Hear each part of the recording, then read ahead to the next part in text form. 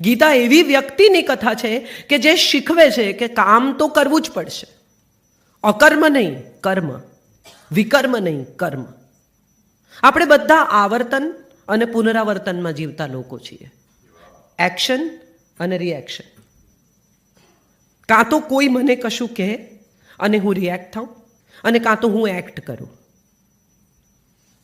આ આવર્તન અને પુનરાવર્તનની વચ્ચે કશું છે જ નહીં. આખું જગત આના ઉપર રચાયેલું છે.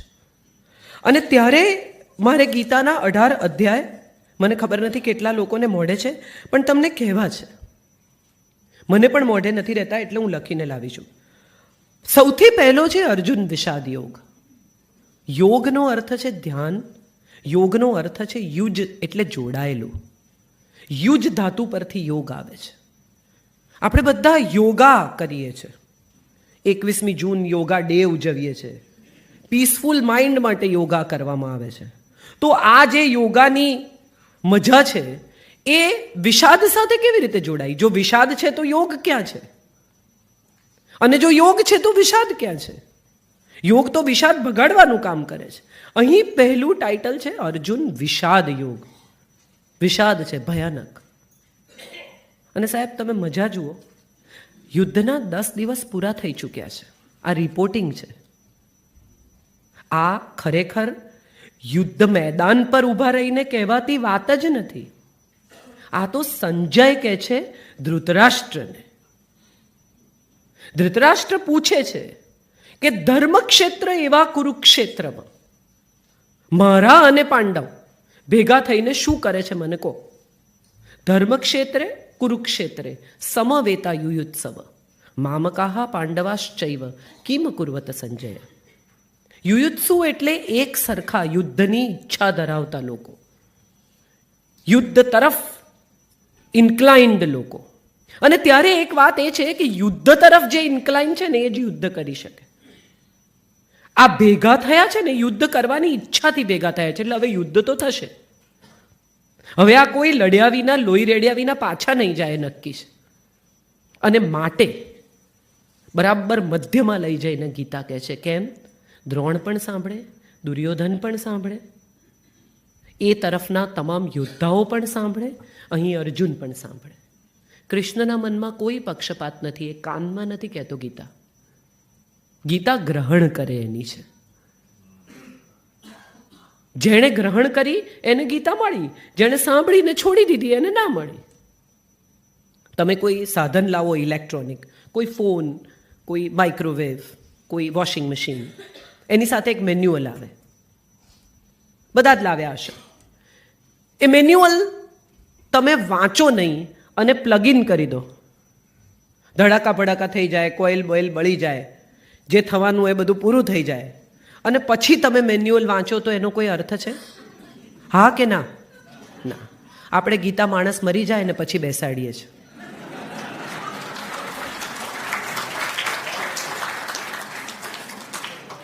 કોઈ ઘરમાં કોઈ બાળકને 5 વર્ષની ઉંમરે ગીતા ભણાવવામાં આવતી જ નથી.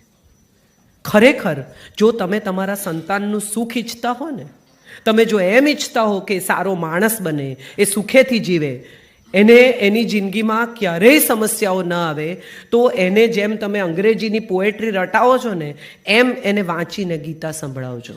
અને ગીતાના શ્લોક નહીં, ગીતાનું ભાષ્ય. કેટલા બધા ઘરોમાં સવારે પટપટ પટપટ વાંચી જાય, 1 અધ્યાય રોજ વાંચવાનો.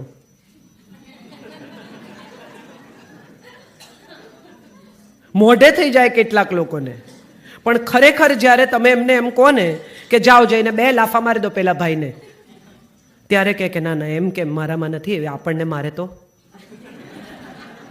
એક ભાઈ લૂંટાયા, ઘેર આવ્યા રડતા રડતા દુઃખી. એટલે એના સગાવાલાઓએ એને પૂછ્યું કે શું શું ગયું? તો કે મારી ચેન ગઈ, વીંટી ગઈ, ઘડિયાળ ગઈ, વોલેટ લઈ લીધું. પણ કે તમારી પાસે પિસ્તોલ હતી ને? અરે કે એ તો સારું થયું એને જોઈ નહીં, નહીં તો એ પણ લઈ લીધી હોત. ગીતાનું કામ એ પિસ્તોલ વાપરવાની હિંમત આપવાનું કામ છે. ક્યાં વાપરવી, ક્યાં ન વાપરવી, ક્યાં માત્ર દેખાડવી, આ ગીતા શીખવે છે. દરેક જગ્યાએ કંઈ ધડાકા કરવાની જરૂર નથી હોતી.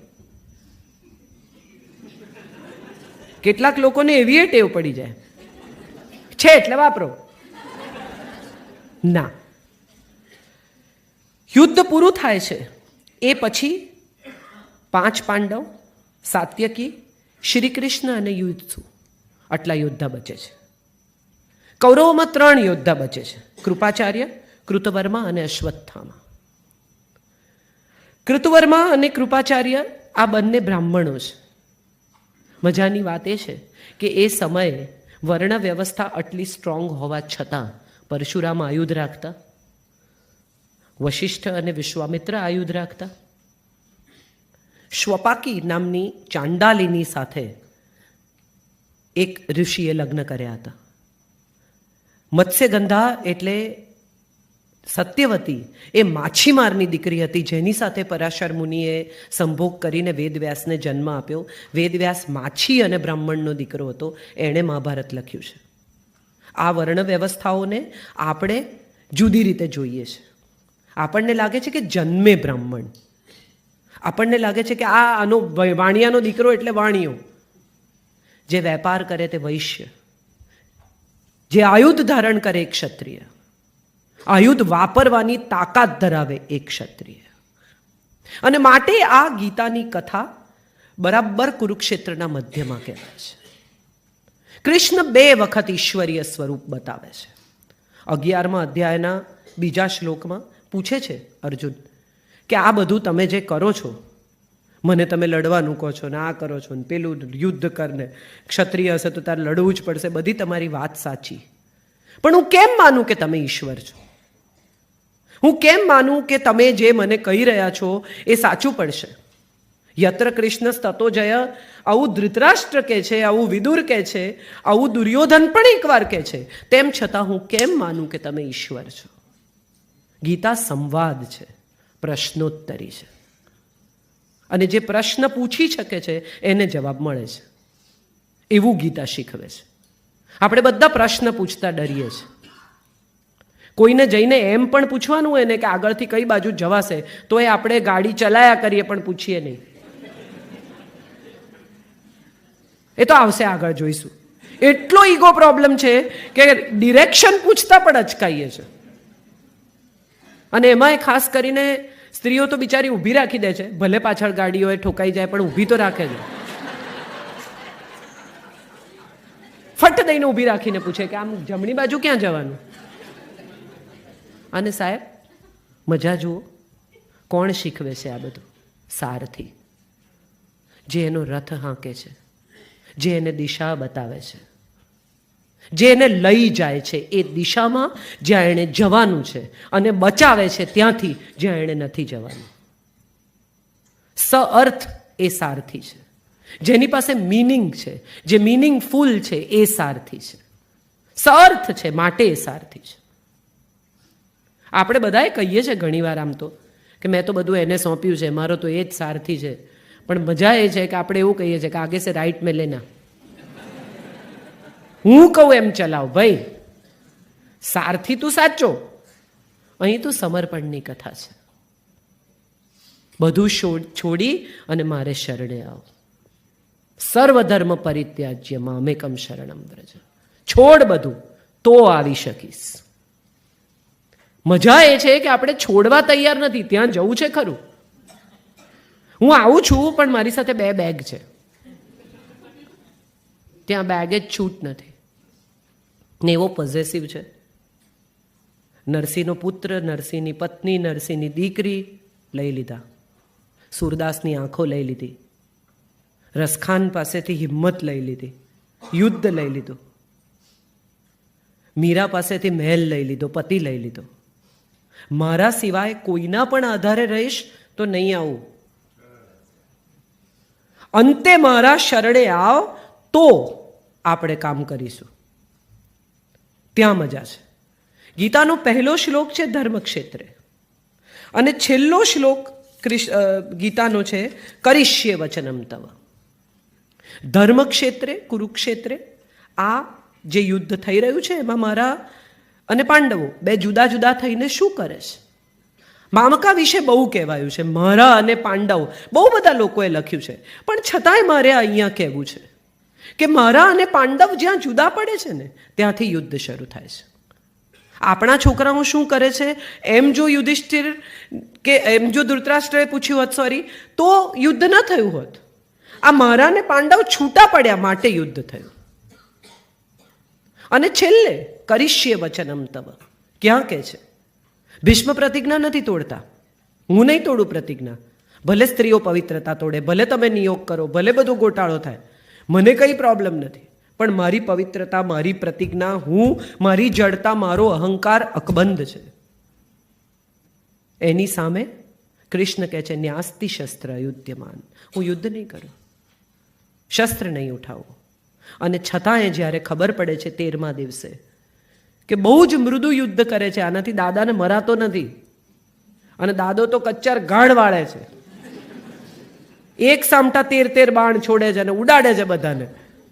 બહુ વાર એને કહે છે કે ઘોર યુદ્ધ કર, ઘોર યુદ્ધ કર, ઘોર યુદ્ધ કર, નથી થતું. અને ત્યારે રથનું પૈડું લઈને ઉતરે છે, રથાંગ પાણી થાય છે કે તારાથી ના થાય તો હું કરીશ, ચાલ હટ. એ કૃષ્ણ છે.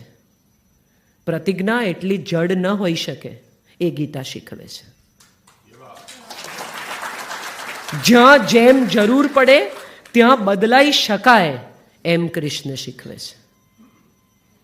જયદ્રથ સેનાપતિ છે, બનેવી છે એકમાત્ર દુશલાનો વર, એકમાત્ર બનેવી છે જયદ્રથ, જે અભિમન્યુને મારી નાખે છે. અને કૃષ્ણ નક્કી કરે છે કે મારે હવે આને પૂરો કરવો છે. અર્જુન પ્રતિજ્ઞા કરે છે કે સાંજ પહેલા જો એને નહીં મારી નાખું તો ચિતા ખડકીને ભરી મરીશ.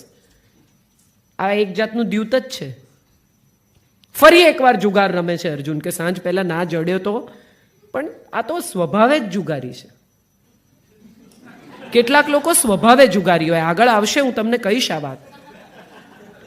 અને આ સ્વભાવે જુગારી કે આ તો આપણે તો માર નાખીશું, નહીં તો કઈ નહીં, તો મળી જઈશું. સમજીને પણ કરવી જોઈએ ને પ્રતિજ્ઞા. પણ એને કોના બળે કરી? એને ખબર છે કે આવશે ને કરશે. આપણે પ્રતિજ્ઞા કરો, પૂરી કરવાની જવાબદારી એની. ભમરામાં છુપાઈ જાય છે જયદ્રથ, આખો દિવસ શોધે છે એને યુદ્ધના મેદાનમાં. જયદ્રથ નથી મળતો, સંધ્યાકાળ થવાની તૈયારી છે. કૃષ્ણ જુએ છે કે ઓ ગોડ, હવે સુદર્શન ચક્ર ફેરવે છે, સૂર્યની આડે કરી દે છે, અંધારું થઈ જાય છે. જયદ્રથ બહાર નીકળે છે, અર્જુન એને મારી નાખે છે. અને ત્યારે કર્ણ ખૂબ ઉશ્કેરાઈને કહે છે કે તમે તો પાપી છો, તમે તો ખોટા છો, તમે તો આમ છો, તમે તો તેમ છો. અને ત્યારે કૃષ્ણ જવાબ આપે છે કે કેમ? આટલા બધા યોદ્ધાઓએ ભેગા થઈને અભિમન્યુને માર્યો ત્યારે ધર્મ ક્યાં હતો? આટલા બધા પુરુષો બેઠા હતા અને એક સ્ત્રીના વસ્ત્ર ખેંચાયા ત્યારે ધર્મ ક્યાં હતો? ધર્મ શીખવવાનો અધિકાર એને જ છે જેની પાસે સ્વધર્મ છે. એ ગીતા શીખવે છે. મેં જો ધર્મ પાળ્યો હોય તો મને બીજાને ધર્મ શીખવવાનો અધિકાર છે. जिसने પાપ ના કિયા હો વો પહેલા પથ્થર મારે. તમે જો 2-4 જણા જોડે પાપ કર્યું હોય તો તમને પથ્થર મારવાનો અધિકાર જ નથી. અને જુઓ મજા મહાભારતની, મહાભારત કાળની. દ્રૌપદીના વાળ ખેંચીને લઈ જાય છે દુશાસન. એક વસ્ત્ર છે, રડે છે, કકળે છે, પગે લાગે છે, બેબાકડી થઈ ગઈ છે. આજે મારા કપડાં ખેંચતું હોય કોઈ કે તમારા કપડાં ખેંચતું હોય કોઈ, તમને શું સૂજે? You can't fight, you are not in the frame of mind to fight. અને એ વખતે એને દુશાસન કહે છે કે તારો પતિ તો કંઈ નહીં કરે, ભાઈ અહીંયા છે નહીં, પિતા વૃદ્ધ છે, બોલાવ એને કે જેને તું તારો સખા કહે છે. કોણ સુજાડે છે? દુશ્મન સુજાડે છે. જો બોલાવે નહીં તો આવે નહીં. તો શું કરવાનું? કોઈ તો બોલાવે. બધાને થયું કે આને તો યાદ નહીં આવે, અને માટે એને એનો દુશ્મન સુજાડે છે. એનો સૌથી પહેલો દુશ્મન જેના વાળ પકડીને લઈ જાય છે કે બોલાવ તારા કૃષ્ણને. અને ત્યાં એને યાદ આવે છે કે અરે યાર, હા, સૌથી મોટા તો આ છે. આ કૃષ્ણ શીખવે છે કે બોલાવો તો આવું. સામેથી આપેલી સલાહ, સામેથી કરેલી મદદ, સામેથી દોડીને પહોંચી જઈને લઈ લીધેલી જવાબદારીનું ક્યારેય મૂલ્ય હોતું નથી. એને તરસ તો લાગવા દો, પછી પાણી પીવડાવજો. ગળા ભરી ભરીને મૂકેલા પાણીનો કોઈ મતલબ જ નથી. એક નાનો અડધો ગ્લાસ પાણી પણ જો તમે તરસ્યાને આપશો ને, તો એને એનું જેટલું મૂલ્ય છે ને એટલું ધરાઈ ગયેલા માણસની આગળ મૂકેલા ગળાઓનું મૂલ્ય નથી. કૃષ્ણ આ શીખવે છે, ગીતા આ શીખવે છે કે તરસ તો લાગવા દો, એને તકલીફ તો પડવા દો. અને માટે રથ વચ્ચે લઈ જઈને ઊભો રાખે છે કે જો આ બધા તને માન નાખવાના. ડર ભય જગાડે છે. 2 વખત ઈશ્વરીય સ્વરૂપનું દર્શન કરે છે. આમ જુઓ તો ક્યાંય પણ કશે પણ મહાભારતમાં ચમત્કારો નથી. He comes as a political scholar. એક ઇન્ટેલિજન્ટ રાજકારણી તરીકે આવે છે. કુટિલ નહીં, ખટપટી નહીં, પણ પોલિટિકલ સ્કોલર. ક્યાંય એણે ચમત્કાર નથી કર્યો. ચમત્કારની બધી કથાઓ શ્રીમદ ભાગવતમાં છે. ગીતાની આગળ દરેકે દરેક શ્લોક જ્યાં ગીતાનો પૂરો થાય છે ત્યાં 4 શબ્દોનો ઉપયોગ થાય છે. એક છે સુઉપનિષદમ, શ્રીમદ ભાગવત ગીતા. આ સુઉપનિષદ એટલે શું? ઉપનિષદનો અર્થ છે પાસે બેસવું, સમજવું, મેળવવું, કેળવવું, પામવું. વેદોનો જે સાર છે તે ઉપનિષદ છે. એટલે વેદોની પાસે બેસવું અને વેદોમાંથી મળતા જ્ઞાનને મેળવવું એ ઉપનિષદ છે. તો ગીતા એ સુઉપનિષદ છે. બ્રહ્મ વિદ્યાયામ, ગીતા બ્રહ્મ વિદ્યા છે. બ્રહ્મ એટલે શું? ગીતાના 15મા અધ્યાયનો પહેલો શ્લોક છે, ઉર્ધ્વ મૂલ અધ શાખા અશ્વત્થ પ્રાહુર્વ્યયમ. એનો અર્થ એ થાય છે કે માણસ એક જ એવું પ્રાણી છે જેના મૂળ ઉપરની તરફ છે અને હાથ, પગ, શાખાઓ નીચેની તરફ છે. બાકીના બધા પ્રાણી એણે કાં તો આડા કાં તો ઊંધા બનાવ્યા છે. એણે એટલે કોણે? અહીં આવે છે વાત ગીતામાં. સૌથી પહેલી વાત જે ગીતામાં આવે છે એ વિભૂતિની વાત આવે છે. બ્રહ્મ સાથે જોડાયેલા તમારા તત્વની વાત આવે છે. અક્ષર બ્રહ્મ યોગ. અક્ષર બ્રહ્મમાં સમજાવે છે કે આ જગતનું ઉત્પાદન કેવી રીતે થયું, આ જગત કેવી રીતે જીવે છે, આ જગતને કોણ ચલાવે છે. જે માણસ એમ કે છે, હું કૃષ્ણને માણસ જ કહું છું, મેં એને કદી ઈશ્વર તરીકે જોયા નથી, પણ મને એમ લાગે છે કે જે માણસ એમ કે છે કે બધું છોડીને મારા શરણે આવ, એમાં કેટલો અહંકાર છે. આમ જુઓ તો તમે કોઈને એમ કહો કે છોડ બધું, હું જ તારું કરીશ, કોઈની પાસે ના જા આવી રીતે પગે લાગવા, તારે છેલ્લે તો મારી જ પાસે આવવું પડશે. કેટલો અહંકાર છે. પણ આ અહંકાર પછીનું પહેલું વાક્ય અક્ષર બ્રહ્મ યોગમાં કહે છે કે પુરુષોમાં હું અર્જુન છું. બધું છોડીને મારા શરણે આવ, પણ પુરુષોમાં હું અર્જુન છું. એટલે બધું છોડીને તારા પોતાના શરણે જા. Trust yourself. એ ગીતા છે. Do not trust others. તારો સૌથી પહેલો મિત્ર, તારો સૌથી પહેલો સગો, તારો સૌથી પહેલો સહારો અને તારો સૌથી પહેલો રાજદાર તું જ છે. કેટલા બધા લોકોને ખબર છે એવી ટેવ હોય કે એક નાનકડી ઘટના હોય ને એ આખા અમદાવાદને ખબર હોય. અને એમાં મજા એ છે કે તમારો દાંત દુખતો હોય ને તો એકચ્યુઅલી હજારો લોકોને કહેવાથી કંઈ નહીં થાય, તમારે ડેન્ટિસ્ટને કહેવું પડશે. એટલે એક વાક્ય મેં ક્યાંક વાંચેલું કે when you have a toothache, go and tell the dentist, not others. Krishna આ શીખવે છે. બધું છોડીને મારા શરણે આવ, પણ શ્રદ્ધા તારામાં રાખ. શ્રદ્ધાવાન થા, આત્મવાન થા. કેટલા સુંદર શબ્દો છે. શ્રદ્ધા એટલે શું? આ સવાલ ઘણીવાર આપણને થાય કે મંદિરમાં જઈને પથ્થરની મૂર્તિ સામે હાથ જોડીને ઊભા રહેવું, આંખો મીચવી, દીવો કરવો, બાધાઓ લેવી, અંબાજી ચાલતા જવું, નવરાત્રિના ઉપવાસ કરવા, ઘરમાં નવરાત્રિનો ગરબો લાવવો કે વગેરે વગેરે. એ શ્રદ્ધા છે? માળા કરતા કરતા સાસુમાં બૂમ પડે, કુકરની સીટી બંધ કર. કઈ માળા છે આ? કરબલાના યુદ્ધમાં મોહમ્મદને પૂછે છે કે તને કેવી રીતે મરવું ગમશે? You have to die, you have no option. But how would you like to die? અને ત્યારે મોહમ્મદ કહે છે કે હું જ્યારે ઇબાદત કરતો હોઉં, બંદગી કરતો હોઉં, ત્યારે મને તલવાર મારી દેજો, કારણ કે ત્યારે મારું ધ્યાન ખુદા સિવાય બીજા કશાયમાં નહીં હોય.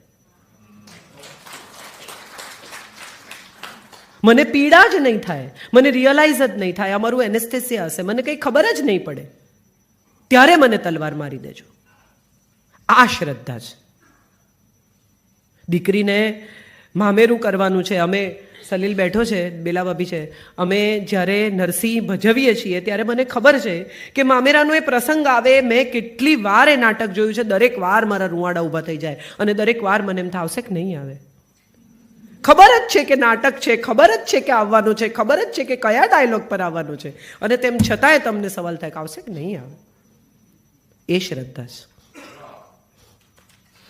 તમે છાબમાં તુલસીનું પાંદડું મૂકીને એમ કહો કે તારે આવવું જ પડશે, તો એની પાસે પણ છૂટકો નથી આવ્યા વગર.